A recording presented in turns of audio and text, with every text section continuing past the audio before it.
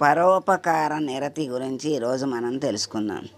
శివుణ్ణి అర్చించడానికి ఒక భక్తుడు అర్చన నిమిత్తం ఒక కొబ్బరికాయ, కర్పూరం, పువ్వులు, అగరబత్తులు, విభూతి మొదలైనవన్నీ తీసుకుని శివాలయానికి వెళ్ళాడు. అర్చకుడు అర్చన పూర్తి చేసి కొబ్బరికాయను రెండుగా పగలగొట్టి విగ్రహం ముందు ఉంచాడు. ఒక అరటిపండును కాస్త గిల్లి దాన్ని కూడా విగ్రహం ముందు ఉంచాడు. ఆ తర్వాత అర్చకుడు దైవానికి కర్పూర హారతి ఇచ్చాడు. అప్పుడు భక్తులు శంభో శంకర అంటూ చేతులు జోడించి ప్రణామాలు అర్పించారు. తమ ముందుకు కర్పూర హారతి ఇచ్చిన పళ్ళాన్ని తెచ్చినప్పుడు భక్తులు హారతిని కళ్ళకు అద్దుకున్నారు. తర్వాత పళ్ళాన్ని అర్చకుడు కొబ్బరికాయ, అరటిపళ్ళు ఉంచిన చోట పెట్టాడు. అప్పుడు కొబ్బరికాయ, అరటిపండు పరస్పరం దిగులు పడుతూ ఇలా మాట్లాడుకుంటున్నాయి.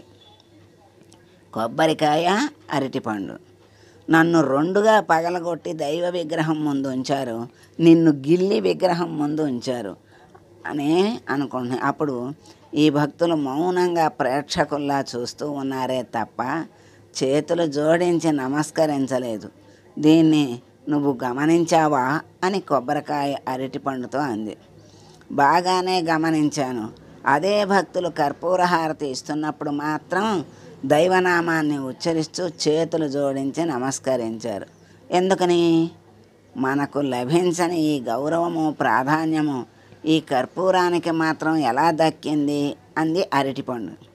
ఈ విధంగా అవి పరస్పరం మాట్లాడుకుంటున్నాయి.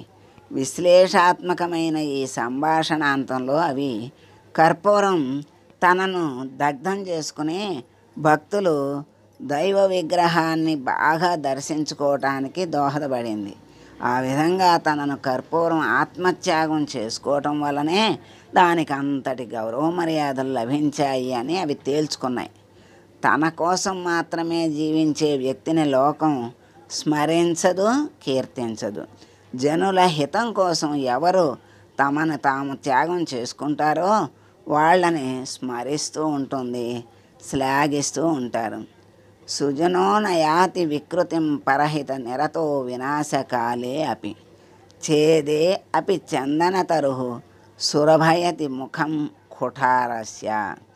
సజ్జనులు తమ పరోపకార నిరతిని ఎప్పుడూ వదిలిపెట్టరట. అంటే ఎవరి స్వభావాన్ని బట్టి వాళ్ళు చేస్తూ ఉంటారు కదా. అందుకని సజ్జనులు పరోపకార నిరతిని ఎప్పుడూ వదిలిపెట్టరు. వారి వినాశకాలంలో కూడా పరహితం కోసమే ఆలోచిస్తారు, పనిచేస్తారు సజ్జనులు. దీనికి ఉదాహరణగా సజ్జనులను గంధపు చెట్టుతో పోలిస్తే గంధపు చెట్టును నరుకుతున్నప్పుడు కూడా తనలోని పరిమళాలను తన వినాశకాలంలో తననే నరుకుతున్న గొడ్డలికి పంచిపెడుతుంది. అలాగే సజ్జనులు కూడా తమ వినాశకాల పరిస్థితుల్లో కూడా పరహితం కోసమే ఆలోచిస్తారు, పనిచేస్తారు.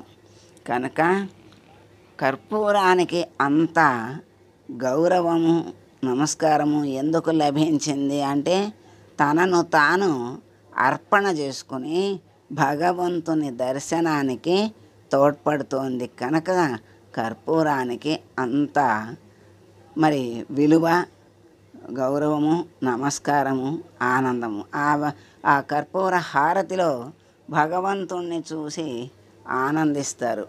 కనుక దానికి అంత విలువ వచ్చింది అని కొబ్బరికాయ, అరటిపండు కలిసి మాట్లాడుకుని నిర్ణయించిన సందేశం ఇది, ఇచ్చిన సందేశం.